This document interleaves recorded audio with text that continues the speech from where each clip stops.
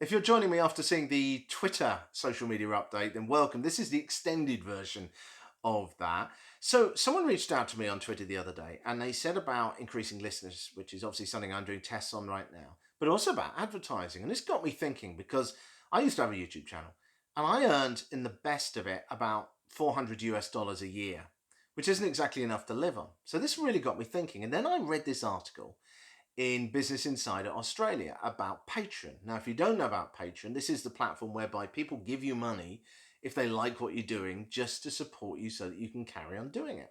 And the two podcasts it talks about is Boonta Vista and Irrational Fear. And Boonta Vista, I think it was, they were earning something like 6,000 US dollars a month, and Irrational Fear about 1,300. Now, both these podcasts have been going for a while.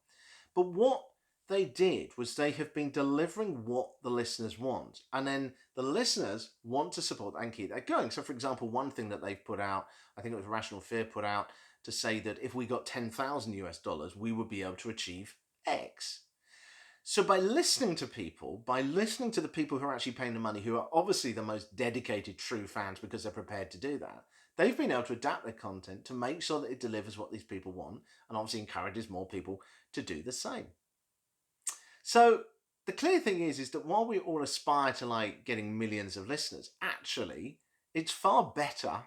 We probably know this intellectually, but we want those millions of listeners. It's far better to get a few thousand or even 1,000 true fans, as the classic article talks about, who really love what we're doing and want to give us money, than 10,000 people who are indifferent about it, certainly indifferent enough to not want to give us any money at all. It was interesting because one of my fans, hopefully, who doesn't mind me saying that, was gave me some feedback the other day and said that one of the reasons he liked what I'm doing is because I'm not trying to sell anything. Now the reality is I couldn't even if I wanted to because of the fact this is a hobby. This isn't my full-time job.